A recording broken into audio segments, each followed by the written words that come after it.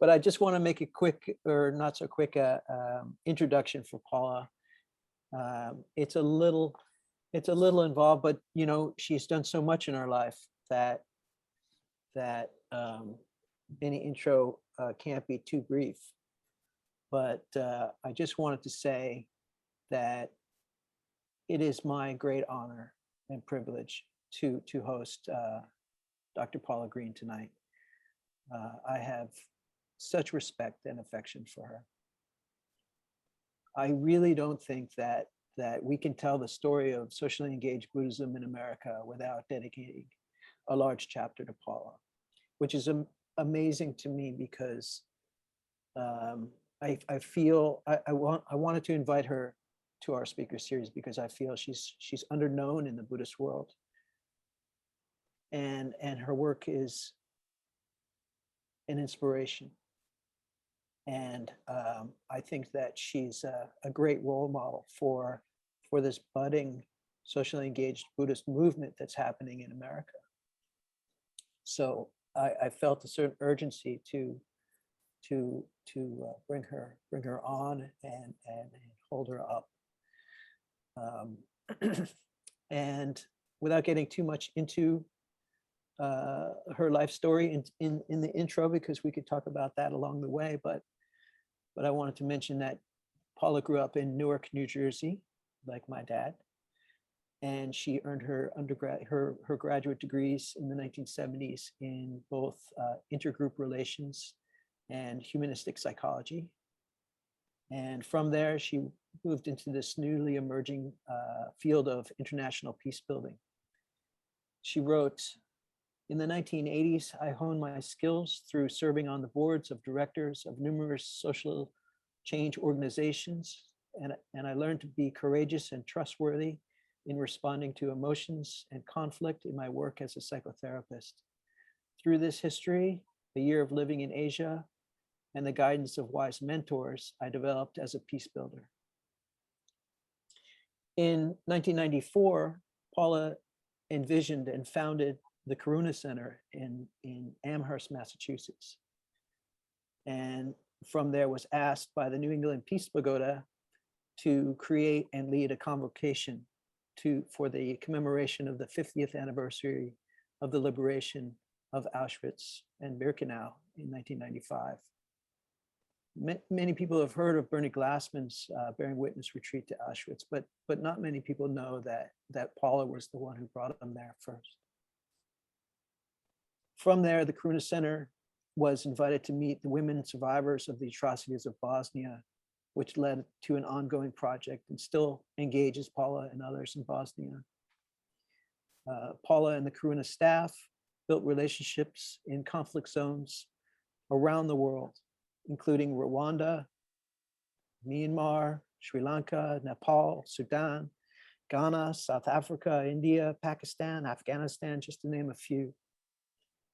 Then in 1995, Paula began teaching at the School of International Training Graduate Institute and created the Conflict Transformations Across Cultures program in Brattleboro, Vermont, which I attended in 2016.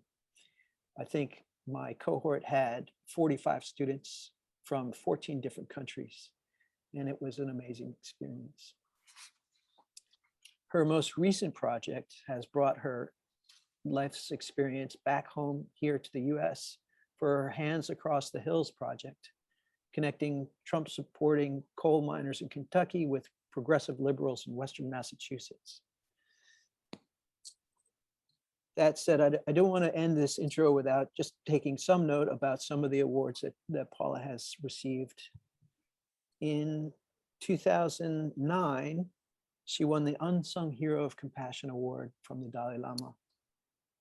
In 2010, she won the Leadership for Service as a Peacemaker from the Symposium of Engaged Buddhists, the Psychology of Peace and Justice Prize from the Psychologists for Social Responsibility in 2010, the Outstanding Human Rights Activist Award from Keene University in 2015, and the first ever prize for Peacebuilding Award from the Alliance for Peacebuilding in 2018. So please join me in welcoming Dr. Paula Green. Thank you, Eric, for that very generous introduction. And I'm really delighted to meet all of you. I didn't know your group existed until Eric connected me to you. And it's wonderful to know that there's a engaged Buddhist group in New York City continuing on with this work.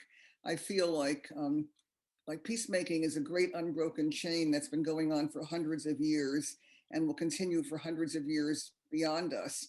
And it was my moment to do what I did, and now it's your moment to carry this on. So everyone I speak to here is a sort of successor in the next generation of continuing with engaged spirituality. I feel like my life is a series of falling into things rather than planning them out. And engaged Buddhism is one of the many, many things I fell into because I started Dharma practice at IMS. I live in Massachusetts, about an hour away from IMS. So I started there and spent many, many years there with all the wonderful teachers. I was on the board there for a while also. And I was there at the time when we established the first women's program there. It was big controversy. Should we do a separate program for women? So I had a long history with IMS, and that just sort of emerged in my life. And as I was there, I could feel my activist self, which has been lifelong, kicking up and wanting attention. And through that, I got involved in Engaged Buddhism.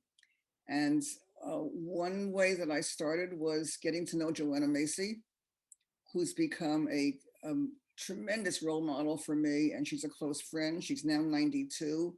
I'm actually going to see her next week when I'm in California visiting kids, which will be quite an honor. And I also had Thich Nhat Hanh here in the very early days, before Thich Nhat Hanh was famous. He was doing a retreat at IMS, and the person who was guiding him was a colleague and friend, and he brought Thai here for an overnight. So I could have a sign that says Thich Nhat Hanh slept here. And a lot of people came and we did a Dharma talk, and he was quite wonderful. And we had a housemate at the time who was meditating very extensively. And Thai said, "I think you're meditating too much." So you know, he's that kind of sweetness of also get out and do something. And you folks are both meditating and getting out and doing something. And that's close to my heart. There's a chap named Sulak Sivaraksa in Bangkok who founded an organization called the International Network of Engaged Buddhists. And I ran into him early, and he invited me to the founding event of that group, which is still going. And at the end of it, he said to me, "Go to the Burma border." Burma is now Myanmar, then it was Burma. This was 1989. And there had been a huge military crackdown, another military crackdown in that sadly forlorn country that's used to military crackdowns in 1988. And he sent me with a Quaker colleague and a translator to the border between Thailand and Burma in order to investigate conditions for the Burmese in the jungles. So that was one of my introductions to peace building. And quite adventuresome, and it made me an activist in that country's history, which was fairly dangerous actually, and went on for quite a few years, and I still maintain connections there. And then, as Eric said, my husband and I created a sabbatical and went to Asia for a year. We were not full-time academics. We knew we'd never have one unless we just quit our jobs and went away, so we did. 1993 and 4, and we spent half a year in South Asia and half a year in Southeast Asia, and we had both Buddhist connections and Gandhian connections. So it was a tremendous learning opportunity and growth time for both of us. And when I came back, I was inspired to start a Buddhist-based NGO to do peace building. And so I named it Karuna Center, which means compassion, as you probably all know. And right away, there's an interesting Japanese Buddhist group here called Nippon Myohoji. If you've ever been on demonstrations, you can see them. They beat drums and chant Nam-myoho Renge Kyo. and they tend to go to all the demonstrations and peace marches. They're real activist monks and nuns. And they built the first peace pagoda in the United States around the corner from my house. So they lived in my house for a long time, and we got to be very close. And they asked me to start an event at Auschwitz to commemorate the 50th anniversary of the end of World War II. And they called it a convocation. And I said, what do you mean by that? They said, we don't know. We just know it's a nice English word. So it was thrown at me, and I created a very powerful event there for 10 days. And Bernie was a participant. That's how Bernie first got to Auschwitz. He and Eve were both participants in that event. And then he took it and created his own ongoing experiences with it. And I thought the work would all be Buddhist when I started, but the first big program we got was Bosnia. They don't know how to spell Buddhism there. It's not part of, they got enough religious troubles without having Buddhism. And so my work has taken me to many Buddhist countries and many not Buddhist countries. And I feel like I carry the Dharma inside of me wherever I am. I don't talk about being a Buddhist, especially in Asian countries where there are real Buddhists, different kind of Buddhists. But it's pretty internalized after so many decades of Dharma exposure, and it's with me wherever I go. So I thought I might start out with showing you a few photos from the international work.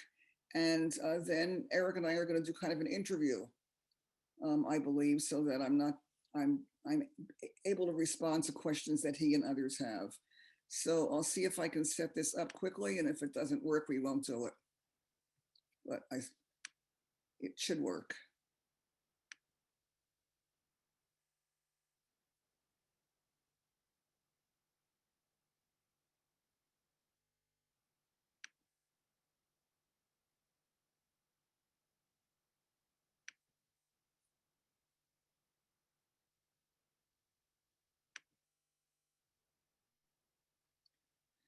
Can you see everything?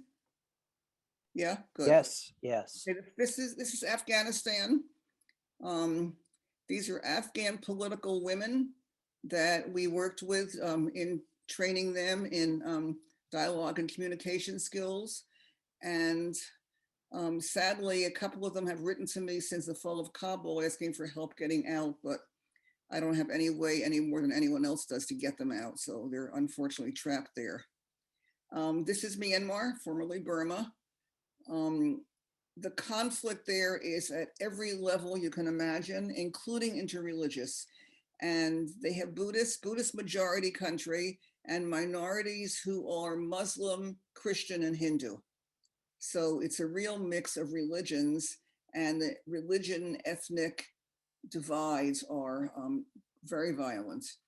And this guy was a wonderful risk-taking monk. It's very dangerous for monks to do this. They try to silence them, but there are monks who will risk doing something like this, and he was one of them. And this is Sudan and South Sudan. Well, Sudan and South Sudan separated in 2005, and I was part of the team working with women political leaders on moving them toward their next stages. And that was also quite wonderful. And these are Palestinian women. I've done enormous amounts of work for 25 or 30 years with Israelis and Palestinians. This one was Palestinians only in the West Bank, in Ramallah. And these women were educators, and they were working on creating peaceful society within the constrictions that they face, which are impossible. And this is a terrific organization, which you may have heard about. These people were called Combatants for Peace. They are Israelis who were members of the Israeli military, and at some point were asked to do something that so violated their conscience that they left the military. Some were active soldiers and some were reserves, but that's a huge no-no in Israel, where the military is very, very important. So with big risk takers. The Palestinians in the group are all activists, some of whom have spent years in Israeli jails, where they learned to speak Hebrew, And they also saw the disappointment of violence and how violence was just getting them trapped in cycles of constant arrest and more violence. And they co-created this organization. It's the only one in the world I've ever found that works with ex-combatants from two sides. So I spent about 5 years doing training programs for them, and it's quite glorious. This is Nepal. This is Lumbini, the birthplace of the Buddha. And there's a wonderful monk there named Venerable Vivekananda, who often teaches at IMS. And I got to know him through other work in Nepal. He invited me to work on conflict in this holy city of the birthplace of the Buddha, Lumbini, which has tons of interreligious conflict. And these are Buddhists, lay people and ordained people trying to understand what to do in their society and how to help people find collaborative responses to issues rather than violent conflict. And these are Nepali women. This is Kathmandu, and another country which is partially Buddhist. This is a Buddhist Hindu country, and the conflicts are political, class, religion, etc. Apparently the country was once all Buddhist, and then at some point the Hindus took over and kind of obliterated a lot of the Buddhist monuments and icons. And so there's a lot of clashes between the two there, but there's also a lot of political conflict with the Maoists there. This is also another group in Nepal. This was interesting. I'd never thought about people being illiterate. And I always have exercises where people have to write things down and share them. And I worked with this group of women, and I discovered a lot of them were not literate. So there was a big shift in my teaching at the moment to try to figure out how to make it work for a woman like this one in the pink, who was a member of parliament but illiterate. And this is the contact program that Eric talked about. I don't know what year this is, but every year we brought around 50 people from war zones all over the world and Americans to the rural campus of the School for International Training in Vermont, where I was a professor.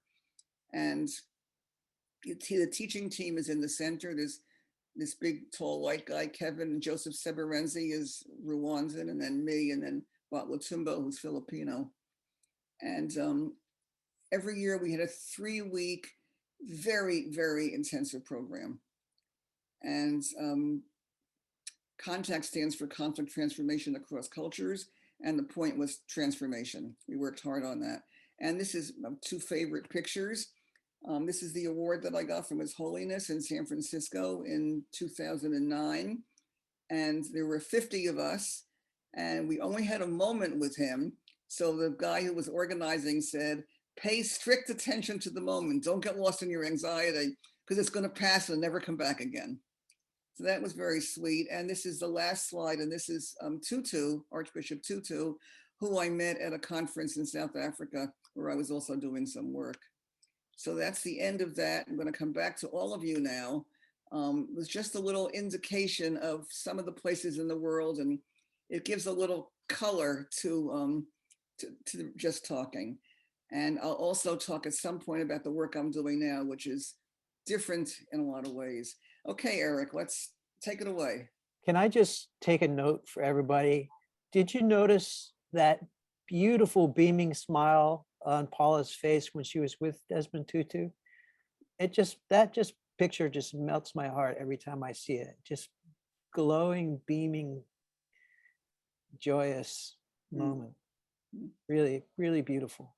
Thank you, Eric. You know, there's so much to talk about. You know, as you were clicking through the slides,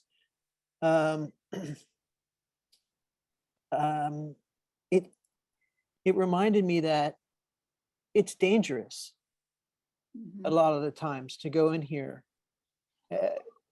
and your team members and the people attending are all at risk.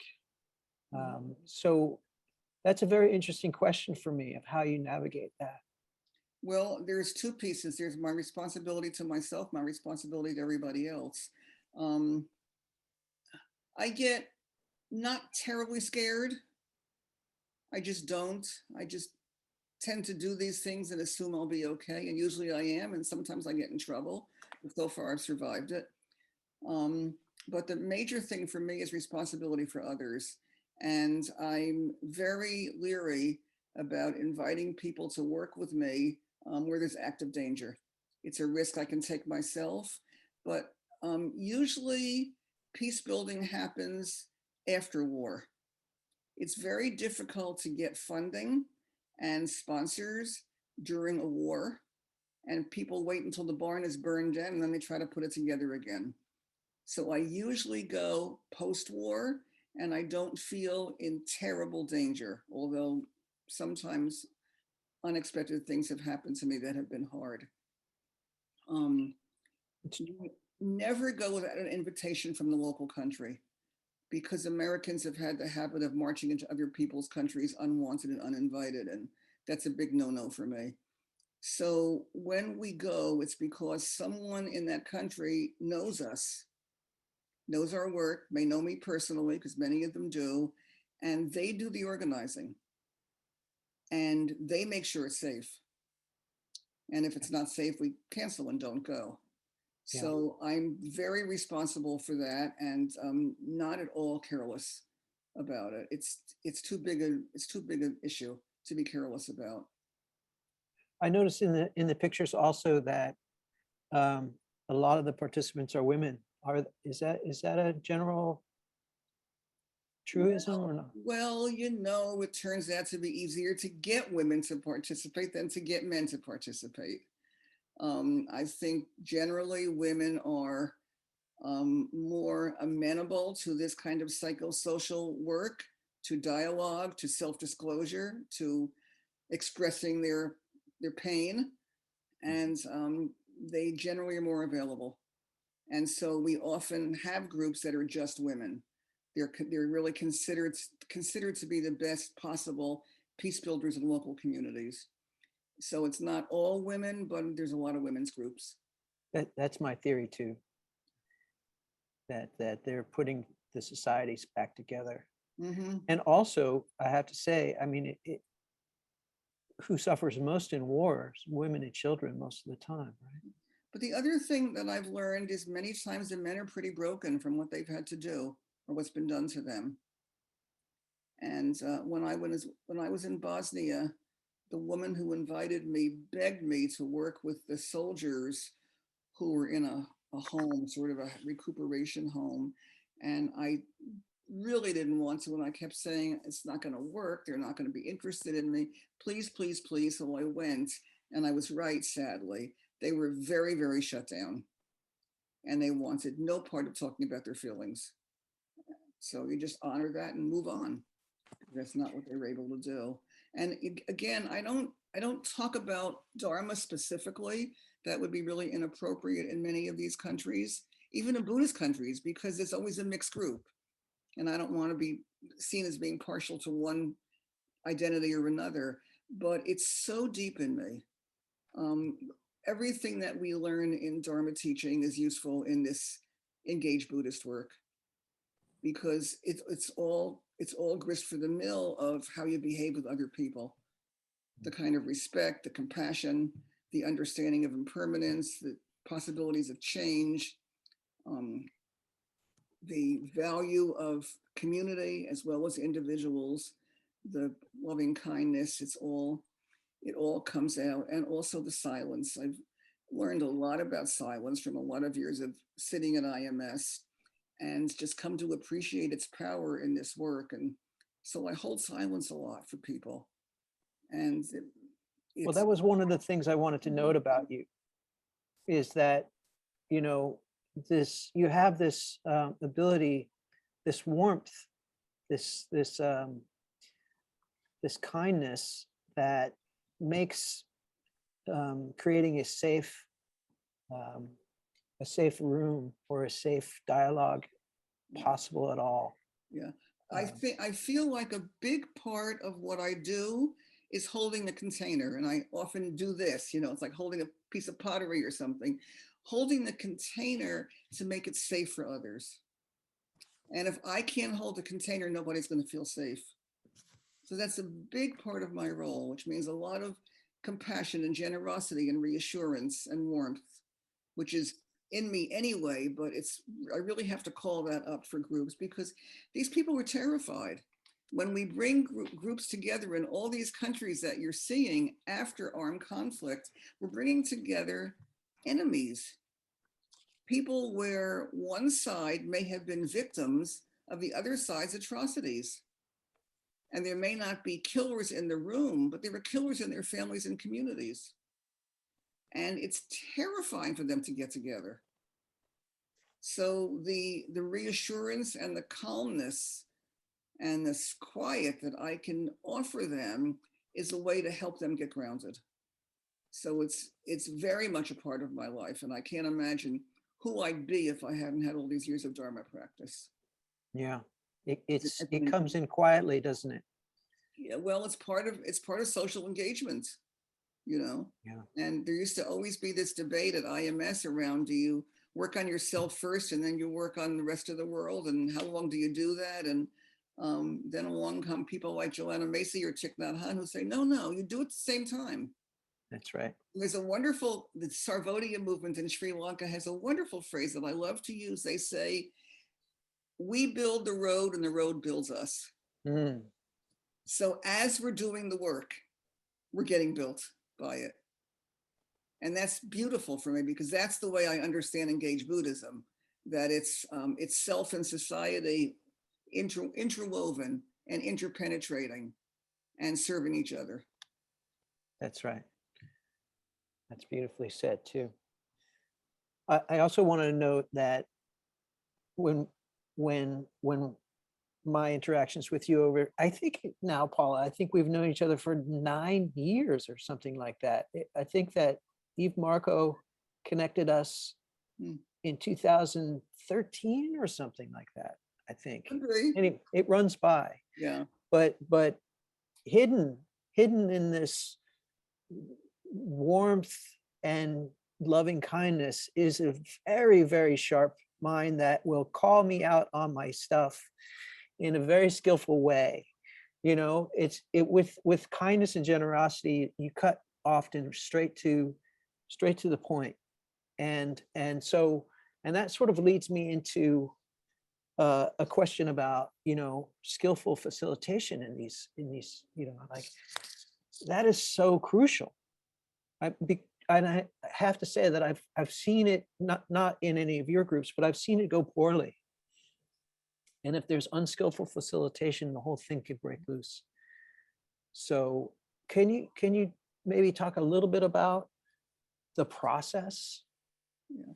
Well, I'm very steeped in the process. My first graduate degree was at a place called the Center for Human Relations at NYU, which no longer exists, but it was a training institute, and I got a master's in it. And we worked all over New York City with, it was integration days. It was the 70s, doing tenants councils in schools and hospitals and all kinds of places, and worked very hard with mixed teams who were at that time African-American, Puerto Rican largely, and Jewish. That was the New York City mix in those days of activists. And I got very, very deeply steeped early on in facilitation. And then when I started doing international peace, I'm also a psychologist. Like my later degree, my doctoral degree was in humanistic psychology from Boston University. And I wrote this is interesting for you guys, I wrote my dissertation on the relationship between humanistic psychotherapy and Buddhist meditation practice. Because I was trying to figure out, I was living in New Hampshire at the time, and I had a stack of Dharma books on one side and a stack of psychology books on the other side. And I was trying to do this. I was trying to get the merge and understand, because I was at that point meditating and I had been in therapy and I was now a therapist, and trying to figure out what's the same, what's different, how do they reinforce each other? How do they compete with each other? So that was what I worked on. So I learned a lot more about that from doing the doctoral work. It should have been a book, but I got distracted. It never happened.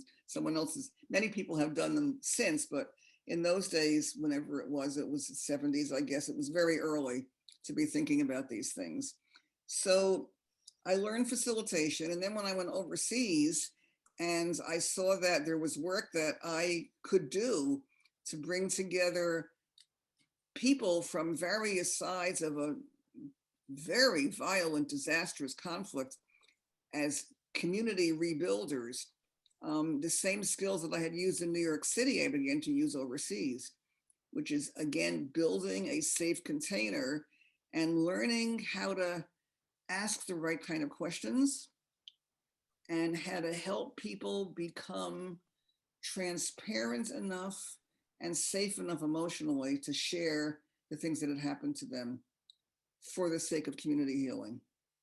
So it's also important to note that you grew up, when you grew up in Newark, that it was a very mixed scene there in Newark, and then and then you were working in race relations in in the 70s, when there was so much pain and emotional. So that's really literally being born into the fire, right? I mean, for training. And then when I was hired by the School for International Training for their master's degree in international development work, I developed a course in dialogue, and then a second course, and then a third course. So then I got the intellectual side of it, and the reading and the writing and the theories, and became quite expert in facilitating dialogue. And wow. now I'm doing it in the US. That leads us to the next, maybe one of the next topics. Is that a good segue? Do you want to go right into that? Go right into that. Let's do it. I want people to have lots of time for questions, so I'm not going to do too much. I want to hear what you have to say. Hands Across the Hills project. Let's talk about that. So I was teaching at SIT and running Karuna Center, and in 2015, it got to be 20 years of teaching and even more of running Karuna Center, and I thought, this is a nice round number. I think it's time to stop. So I hired successors for both. Karuna Center had a successor, and my master's degree program had a successor. And I thought, oh, well, now what am I going to do? I've just cut loose all these precious cores of things that I've been cultivating for 25 or 30 years. And now I'm let go. What am I going to do? And then in 2016, Trump got elected. And it became obvious what I was going to do. It became obvious to me that every single thing I had learned in 30 countries overseas and in New York City before that was needed now. That's really what I want. That was really the big question I had for you tonight, was how all of the experience of all your international engagement came back home when Trump. And I know that I personally was panicking, and I have to say to everyone that you've been an anchor for me, and I know that other people were panicking then too and calling you. And right after that, you gave this amazing talk at University of Massachusetts Amherst called "The Despair to Empowerment in Our Watershed Moment," and I want to post that in the chat for everyone to, that it was such an important moment for me that you did that. I don't remember the talk anymore than I remember the joke, but that's okay. Right after I live in a little town outside of Amherst, Mass, and it's a pretty progressive area. And right after the election, a group of us got together and called a town-wide meeting for people to show up to talk about our feelings. And about 60 people showed up, and various people had various ideas, and a number of folks were interested in communicating with Republicans who had voted for Trump. We didn't know any, but we wanted to know them. We wanted to understand deeply as we could, what motivated them, what made them tick, what their needs were, what we were missing. And so they asked me to chair this, since I've had all this dialogue experience. And we looked around for conservatives to talk to us, and guess what? Nobody wanted to talk to us. Not surprising. It was just after the election, and you know how tense everybody was and agitated. And I think people on the right felt that we would just scold them and make them feel badly, and didn't want that. So we couldn't find anybody locally. although there are plenty of towns around here that Trump carried. And then finally, through an online journal, we found a partner in Kentucky who's not from Kentucky. He's actually a nice Jewish boy from Hartford, Connecticut, but he's got a PhD in cultural studies and he was working in Kentucky. And so he was kind of, got the vibe of what we wanted to do. And we partnered up and we formed an organization which we called Hands Across the Hills, because we live in the hills and they live in the hills. We're about 1,000 miles apart. And because I had run this program at SIT that Eric attended, I was used to a very long form of dialogue. And also when I went overseas, I wasn't doing 1-day dialogues, I was doing 5-day dialogues or 10-day dialogues because I had traveled thousands of miles to get there. So now I'm faced with a very different situation. And I thought the shortest I can do is 3 days. So I suggested to this group 3 days of dialogue. This is pre-COVID, in person, with homestays. And we talked to the Kentuckians about where we'd have the first one, and they wanted to come here. And I'll tell you why in a minute. So they came here, and we provided homestays for all of them. I matched up each person as best as I could by description with somebody in our group here who took care of them, gave them a homestay. And homestays, I did it because it was like being in the dorms at SIT. You're with people 24/7, you get to know each other. You hang out and have coffee in your bathrobe and you meet their kids and you share a bathroom and you get close because you have to in a home. And it turned out to be brilliant because those are some of the most long-lasting bondings of the whole group. So the question, we assumed that we would go there first. And they wanted to come here.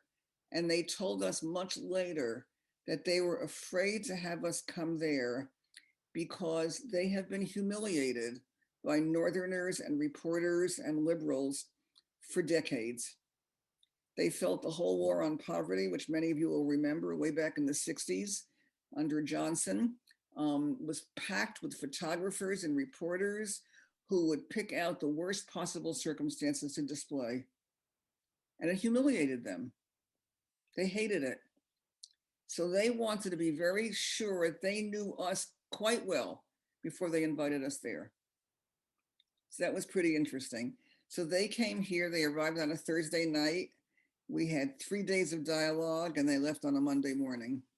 And it was very intense. We were total strangers to each other. We were very, very different. There were class differences, there were culture differences, there were political differences, there were educational differences. I mean, all up and down the line.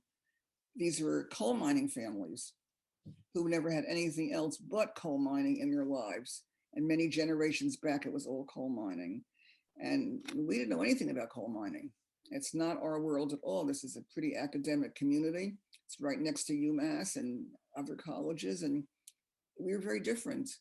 So I worked very hard with my colleague, Ben, who was this guy I told you about, who was working there. And we facilitated a very, very powerful 3-day. And just to give you a flavor of it, I thought the first thing we talk about has got to bind us. If the first thing you talk about is your differences, you might as well go home because you're going to wind up not liking each other at all. It's like having a first date and discussing all the things that are different. There's no second date. So I wanted a second date. So I wanted to make sure that we began with topics that would bind us to each other. And I decided to talk about families because we've all got them, for better and for worse. We all have families, and that would give us a common bond. And a friend of mine who's an artist asked how she could help. And what we devised together was a little bit of art before we even began talking. We gave each person a square, like a quilt square of paper, and asked each person to depict some family story on it. And we put out lots of crayons and markers and ribbons and tape and all sorts of things. And it was kind of like kindergarten. You're standing next to these people you hardly know, and you ask them to pass a crayon and talk about what you're doing. And then we hung them up and used them as the base for our stories. And that is now made into a quilt that hangs in the library in Whitesburg, Kentucky, which is That's where just the brilliant. come from. You know, what's so part of the brilliance of that is that it was something you did with your body. Right. You know, it's not all words and it's not Right. all up here, and you're engaged. Yeah. And the other thing about that is we live in a very educated verbal community.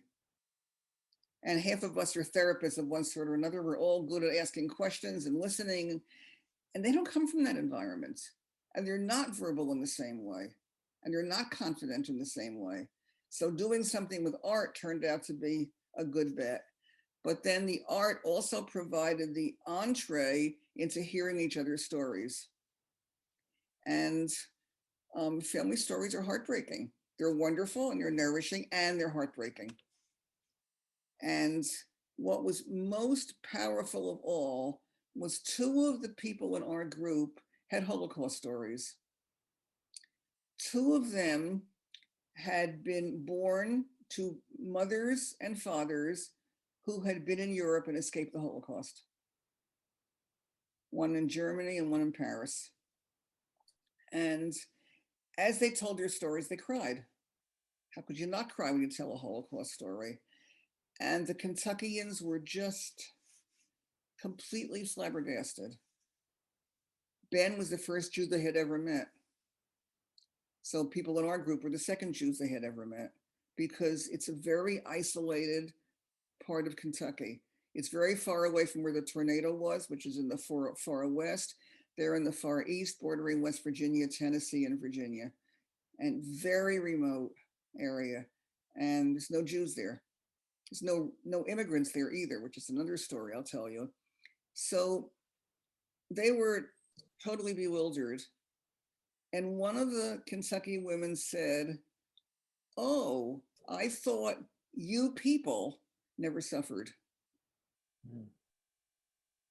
Who was you people?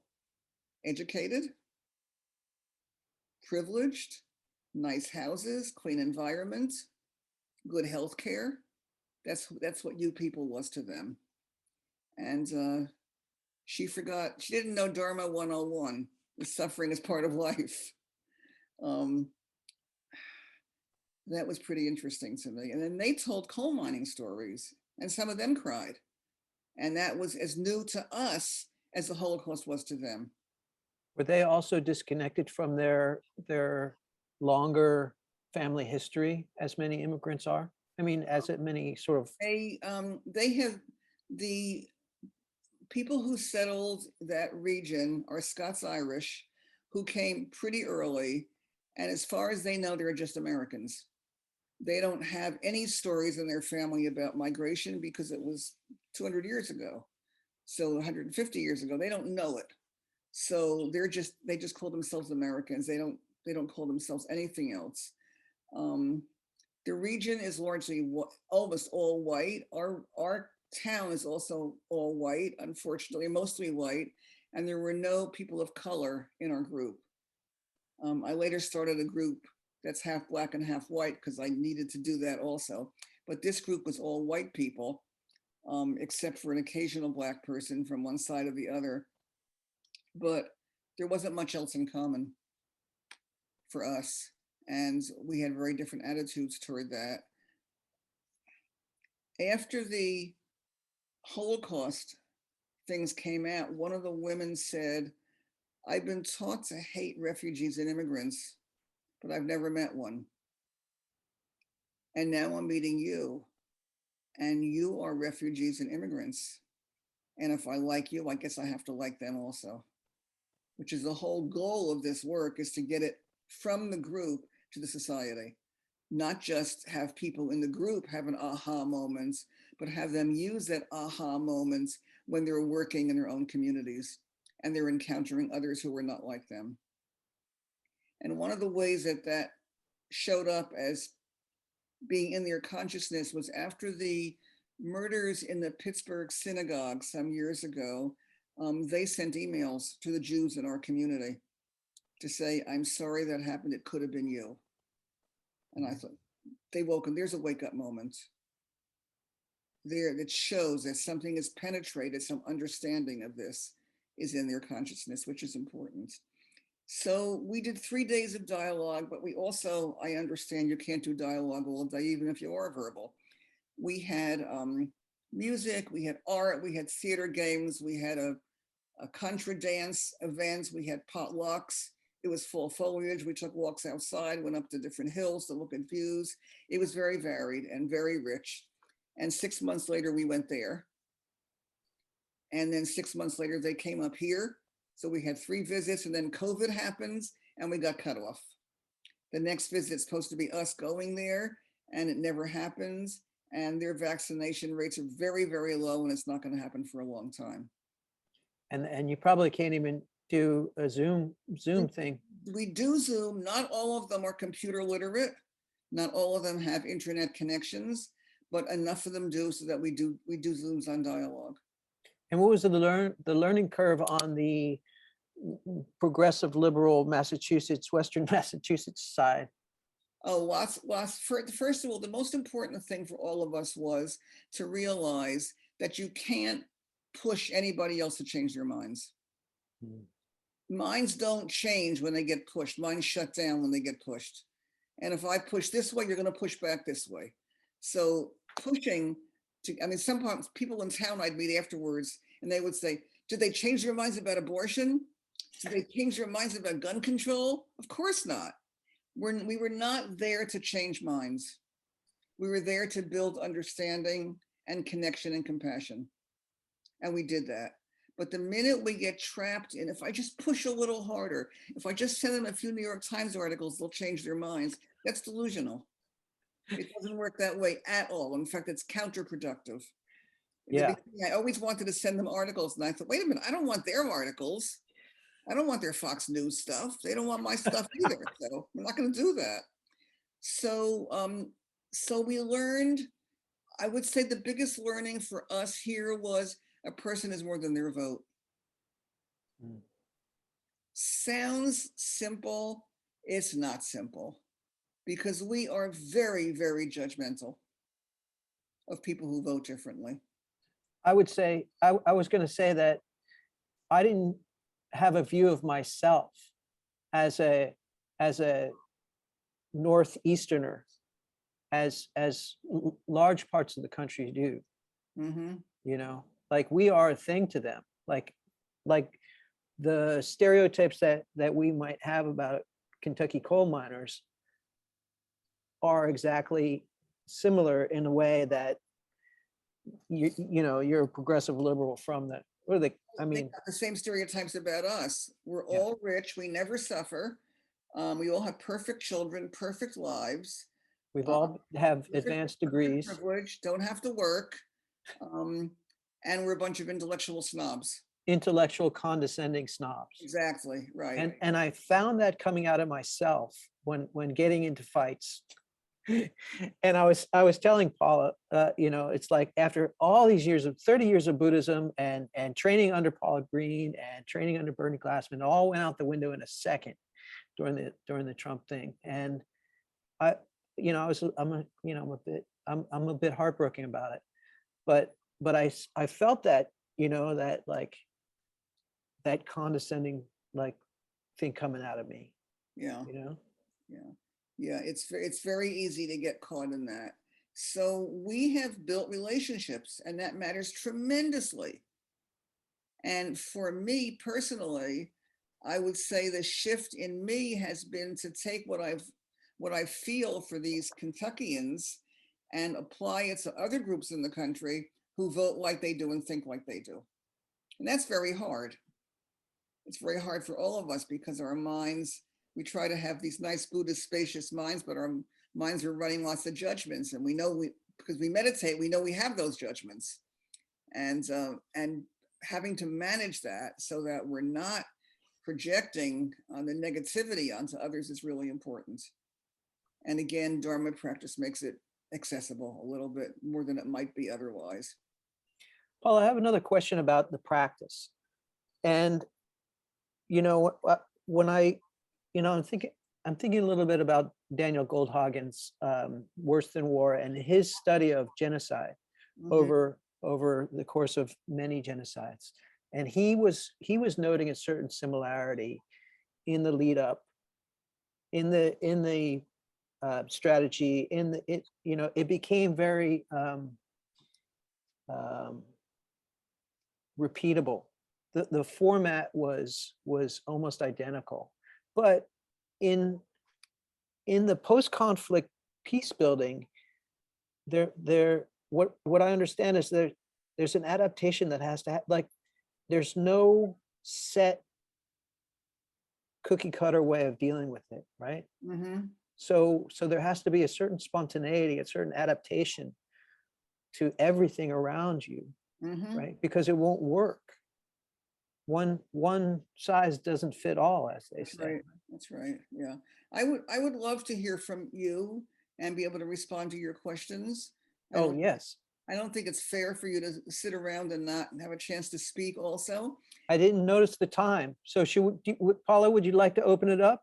That's what I would like to do. I'd like to open it up for questions. I'm happy to keep talking, but I want to talk about what you want to hear about.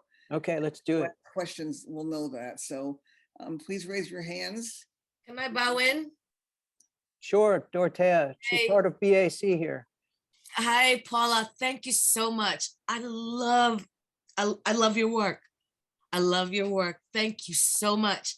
And just to piggyback on what Eric was saying, and I just thought when he was talking about what I don't even remember what he said, but what kept coming up for me was, yeah, when you facilitate dialogues, you have to be open, continuously opening, opening, so that you can be spontaneous and yeah, you can't have an agenda.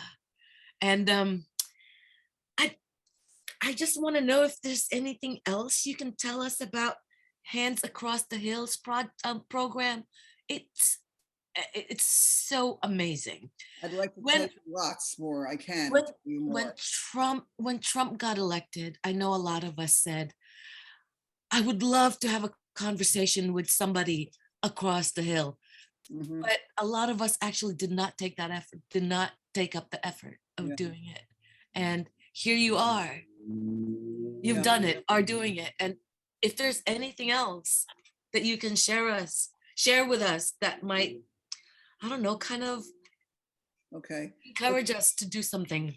Two things I want to start with. Number one, we've got a fabulous website. Hands Across the Hills website is loaded. It's got videos from all of our dialogues.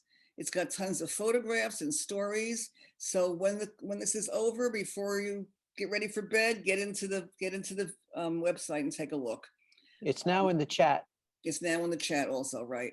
And the second thing I want to say is we're now doing a training program. After several years of doing this, and with the divides in our country getting more and more and more precarious and dangerous, and I know how dangerous they are because I've seen it around the world. It's very bad news. We decided to start training people. We did the first one in October, and it was wonderful. And we're doing it again in April here in Western Massachusetts, hopefully in person with masking and vaccinations and all of that, distancing. But in person is so much better for training than Zoom. And there's an application process. And if any of you would like to apply, I'd love to have you. Is that on the website? And please go to the website and apply if you want to. It's April 22 to 24, 3 days. And there'll be a couple of Kentuckians here with us to talk about their experiences also. But it's training in how to facilitate dialogue and how to organize communities to make it possible. So thank you for asking that, Dorothea, because I wanted to talk about that. Oh yeah, I'm in, Paula, I'm in. I'll see you in April. Good, okay. Margaret had a question. What motivated the minors to participate? It was very interesting. Ben had an extremely hard time getting them to participate. They didn't want to come here, a bunch of damn Yankees like us, with all their stereotypes about who we are. They were terrified. But there are some people every place who have just a little edge of courage and curiosity. And those are the ones who showed up. And when I work in war zones overseas, I'm astounded by who shows up. But there's always, in every community, there are people who are curious about the other side and who want to mend fences and build bridges and share what's happened to them and learn more. And those are the ones who come. We don't get the genocidaires. We don't get the ones who put their hands on the guns and killed, but we get their communities.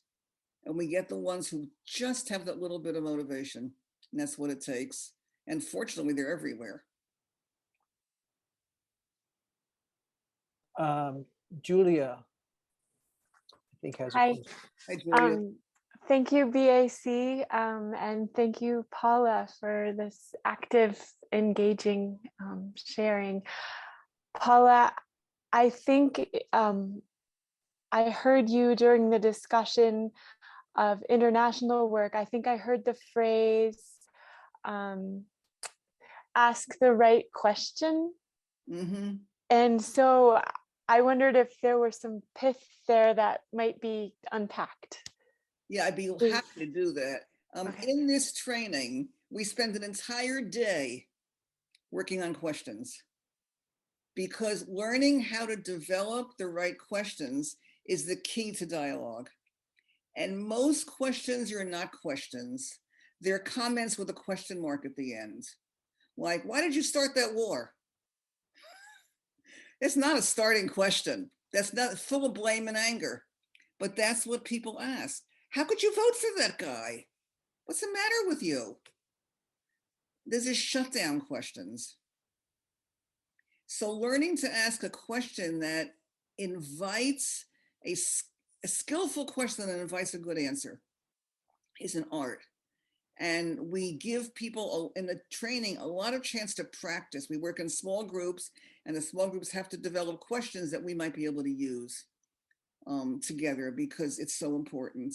And a question is respectful, based on curiosity, can't be answered by yes or no, has no blame or judgments in it, and invites deep introspection. So you want to get people to go as deeply as they can in their response, which means develop the question and that's very, very thoughtful and also very personal, not political.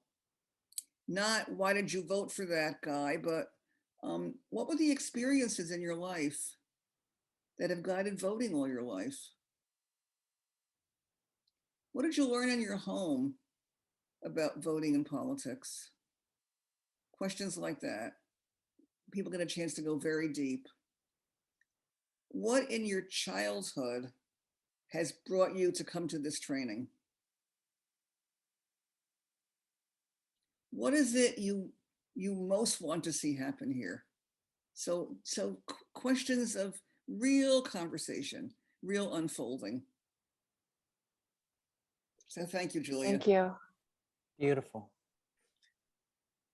Jenny, another BAC member up here, Jenny O'Donnell. Hello, just remember to unmute. Thank you. Thank you so much for joining us. I really am in awe of your work. I can't even imagine the places you've gone to that seemed so dangerous. But to hear you talk about them, aside from me just reading about them, is amazing. So I wondered because of your experience, what's your assessment on the situation in Afghanistan? I mean, personally, I listened to it, and I'm just, concerned, and I kind of keep my ear, to how it's going over there, because I feel like we are so entwined in responsibility, but so are so many other countries who have come and gone in Afghanistan as well. So I feel, this sort of feeling of debt. But when I listen to the news on a regular basis, it's not a pretty picture. But I'm certainly not an expert in diplomatic situations. But what's your assessment about the current conditions? Well, it's an unmitigated tragedy. People were terrified. They can't leave. They can't stay. They have no place to go. They have no way to manage their lives. They don't have any sense of freedom or hope or possibility. And it's a lot of responsibility on the US, and we're not responding at all to it. As I mentioned earlier, I have 2 students, one male and one female, who have written me directly and personally. And in one of them, the woman, she's a lawyer and she was in the government. And I remember her very well. And I've got her passport and her ID and all that stuff. She was able to get an email to me, but I couldn't get her on a flight because unless you were military, you mostly didn't get on flights. And the young man also was in a lot of danger because he was an activist. It's very, very difficult to get people out of there, and their lives are in very grave danger, and it's not going to go well because it can't possibly go well. The Taliban are going to run it for a while, and then they'll be conquered by somebody else and somebody else. And the people that I was only in Kabul, the people that I met in Kabul were these wonderful political women, pretty educated for Afghanistan, but working in very, very dreadful circumstances there. And it was very tough for women to have any kind of a life. The women on the streets broke my heart because they'd be out there with their burqas covered from head to toe, with, even their faces covered. And you'd see them sitting in the middle of these very dusty streets with traffic swirling in all directions, with the little hands pulled out from inside the burqa, begging, and piles of children climbing all over them. How does that get better? So it's one of those situations where you look at them and you worry for them, but there's very little this country is going to do to change it. There is some foreign aid coming in, more from Europe than from the US, because there's danger of mass starvation because the Taliban can't govern. They don't have the capacity to govern. And it's just heartbreak. And climate is also wiping out any water and opioid crops and stuff like that. It's Dharma practice is the only way I know how to hold all of that. Just being with what is. Thank you. I'm going to hold that. Thanks. That leads into another question. Before I get to you, Phil, it's an important question, Paula. What is your personal, like, how do you keep from not getting overwhelmed with it? I breathe in and out. I use my breath. I ground myself. I remind myself this is not about me. This is not my suffering. I'm witnessing this suffering. I don't have to get tangled up in it. It's not mine. It's very, very important. And I was a therapist for some years, and I learned that as a therapist, because therapists are holding all kinds of problems that come into their rooms. And those are other people's problems, not the therapist's problems. And having to learn to separate myself from the person sitting across from me is a reminder to how to separate myself from the person in Bosnia or Rwanda, who I'm listening to, who's had deep tragedies. And I have tremendous compassion for them, but they're theirs, they're not mine. And that's how I hold it. This Afghan situation breaks my heart. What do? You hold it, you bow to it, you honor it. Phil, you have a question? Thank you. Take my hand down. Thanks for hosting this wonderful talk. And Paula, thank you so much for your sharing here tonight. And I just want to express first a brief twinge of regret. I lived in the Valley for about 2.5 years from mid 2014 to 2016, and I wasn't aware of you being there in your work. I would have loved to connect it. I do get back there though, a bit. I'm a Boston native, but yeah, no, it's a special place, and I could see with good people like you leading it, it could happen in the Valley, and that's absolutely wonderful. It's just fantastic work, and I was really moved by your comments and the catalyzing, event repeated about the Donald Trump being elected president, and the step of people connecting on an individual, personal basis as being, I think, almost fundamentally a first step towards bridging gaps and being able to be in conversation. I'm curious if from that, or do you anticipate, if not, do you anticipate conversations about the role of, the capitalist mode of production, that is, perennial growth on a finite planet, necessarily extractive and exploitative, and the commonality of victimhood, under capitalism. So I'm just curious if that had been, or do you anticipate it being part of the conversation? Dialogue tends to be personal, rather than abstract and economic or political. So generally, the conversations are much more about how does the system impact you? So we get to capitalism, but we don't get to capitalism by having an intellectual discussion on capitalism. We get to capitalism by talking about what's it like to live in a coal community. That makes sense. If I could just follow briefly. Yeah, please. But to move the needle will require looking at the impacts of capitalism. And I guess I'm curious if you anticipate or you're striving to create, coalitions of people that look, we have a common enemy in a sense that's, the enemy of life on the planet, frankly. So again, acknowledging that bridge building is on the individual level, but then looking ahead. Yeah, well, I'm an activist at heart, and I'm a deep believer in social transformation. So I'm interested in much more than individuals.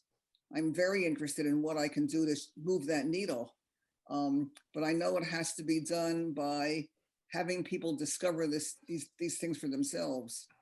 Discover what you and I have in common and how we can make common cause, rather than having an intellectual conversation about capitalism to get at it.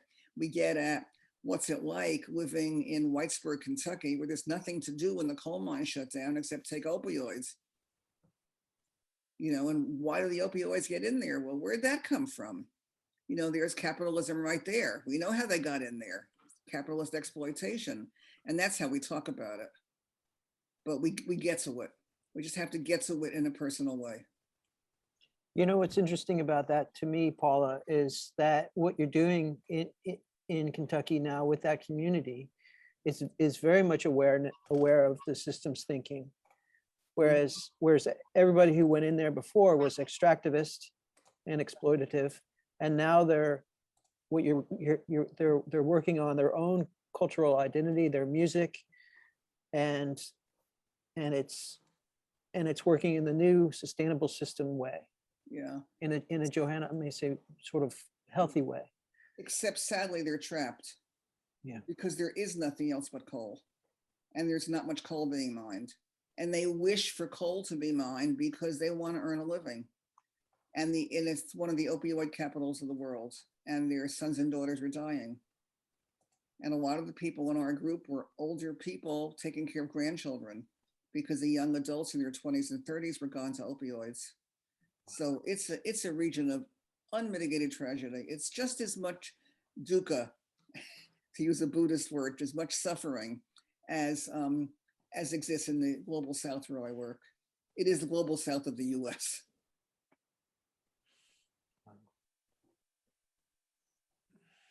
I see another hand here named, oh, that was Jennifer, did it already. Any more questions?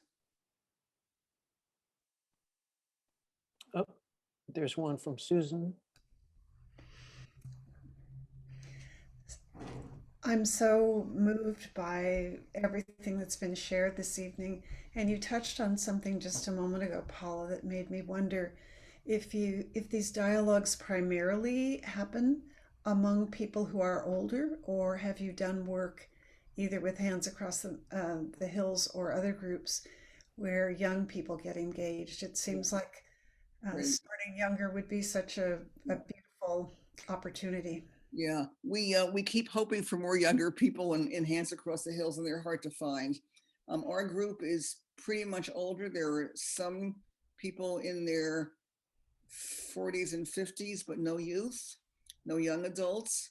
And the Kentucky group is a bit younger than we are. More are still engaged in full-time jobs and child raising than is true in our Massachusetts community, but it's not as young as we wish to get them. There are dialogue groups all over this country, and some of them do include young people. As I mentioned to you, I also co-started a African American and white American dialogue group here in Western Mass. And there are some younger people, but again, it doesn't trend young. And people in their 20s and 30s are very busy building their lives, going to school, getting their first jobs, finding mates, making babies, all the things that you do when you're quite young. And it's very hard to have time to fit this in. So it tends to be older people, but not always. There's also attempts to bring this work to the schools.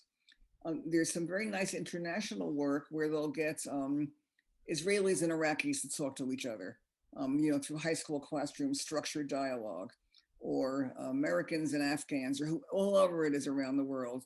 And that's being done with kids, and that's very hopeful. Again, those are small experiments. We have a very nice thing with kids, though.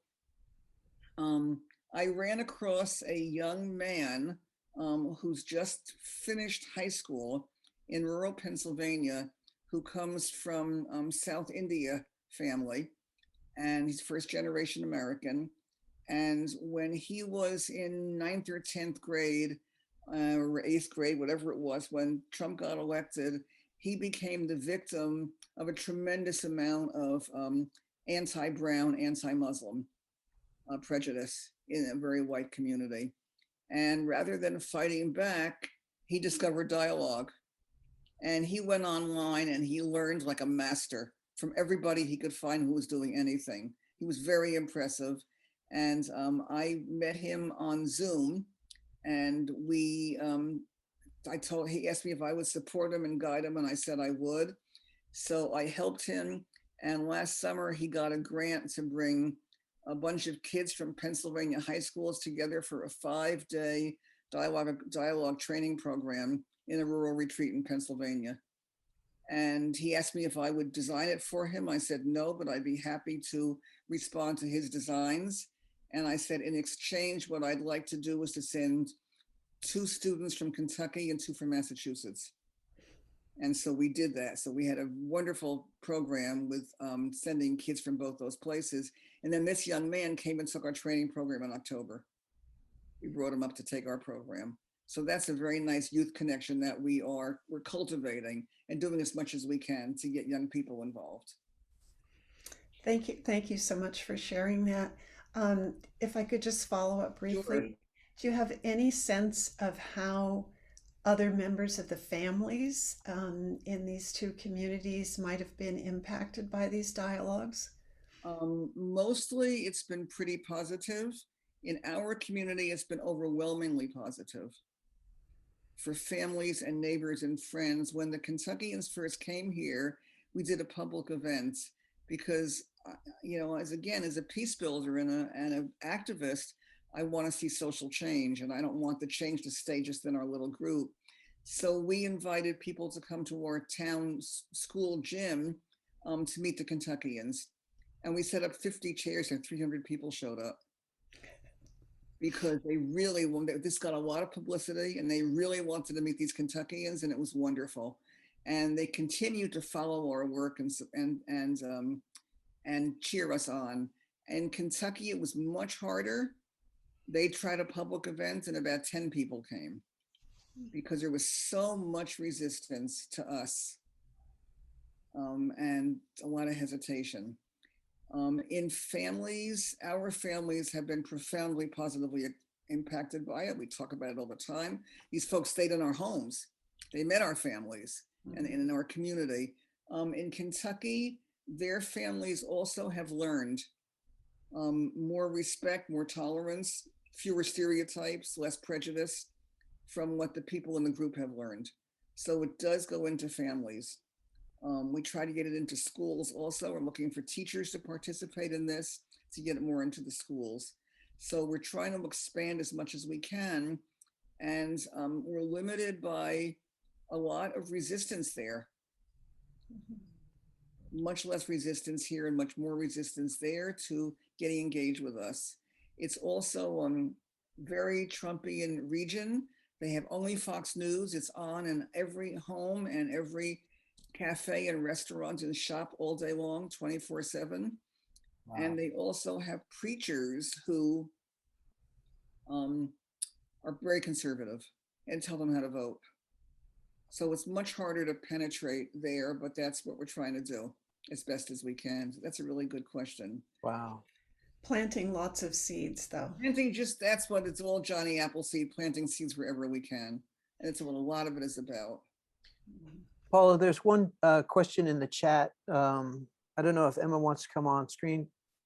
Okay. If you don't, I could read it. Yeah. No? Okay. Yes, go ahead. Go ahead and read it, please. Okay. As you developed your skills, did you look at white supremacy and that divide? Also, do you apply the neuroscience of the left and right brain hemisphere as you create the container? Your use of arts and storytelling, right brain seems to be utilized mostly, white culture more left brain related. Did you focus on these things in creating your direction? Okay, that's about 5 questions. Let's see what you gotta get your money's worth. Let's see what I could do, Emma. And then we probably better quit after this because that's very, very complicated.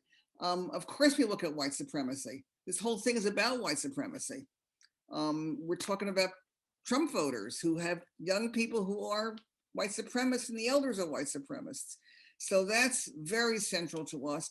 We have to be careful of what we call it.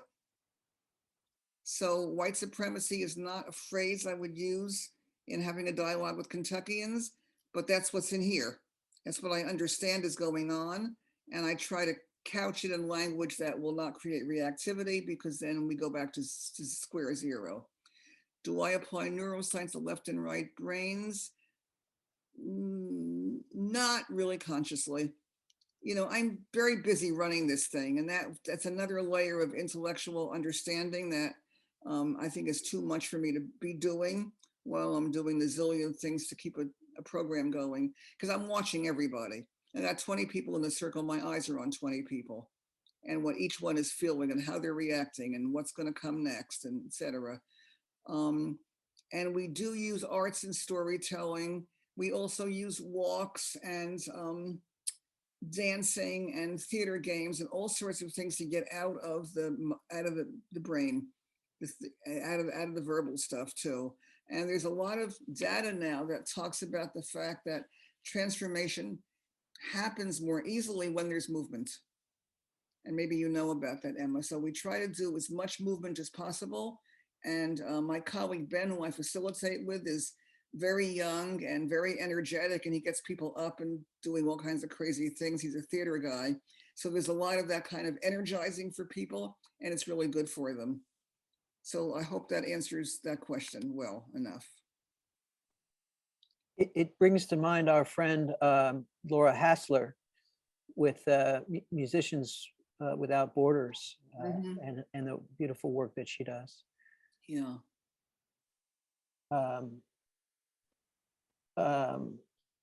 Okay, so what do you think, Paula? Should we wrap this up? It's time for me to say thank you to all of you for a rich and wonderful evening. You're terrific to talk to. I'm grateful for your receptivity, and I wish you all very good work. This country needs all of us. The one thing I want to end with is what I've seen around the world tells me that we're headed in a very dangerous direction. And it's a very sobering time. And the pandemic and the climate crisis on top of it makes it even harder to deal with the politics. And it's incumbent upon us. Every one of us has a role to play. And I think as engaged Buddhists, you understand that, that you do what you can to serve the transformation of our society. We're in a phase that Joanna Macy calls the Great Unraveling, and it's unraveling faster than any of us could have imagined. And there's also the Great Turning, which is all the new innovative things that are coming up that people are doing. So be part of the Great Turning and help to build our society. So thank you, everybody. I am putting in the chat how people could support you, because at BAC we always ask for dana, for donations, and as a way of showing love and gratitude. So I'm just going to put your address, if that's okay. Absolutely. Absolutely. Oh, We're not set up for any direct bank transfers, but you could just send me a check right after Hands Across the Hills. okay. Let me see if that And goes. maybe we'll see a couple of you in the training. You're really welcome to apply if it interests you. So everybody now knows why I fell in love with Paula Green and why I sit outside her door and why I went to Eric, thank you so much for study getting with, Paula in. why I went to go study with her, and why I can't let go of her in my Buddhist practice. Thank you, So Paul. we love you very much, Paula, and thank you. Bye, everybody. All right. Thanks everyone for So coming. much. So much. Bye. Thank you so much. Thank you.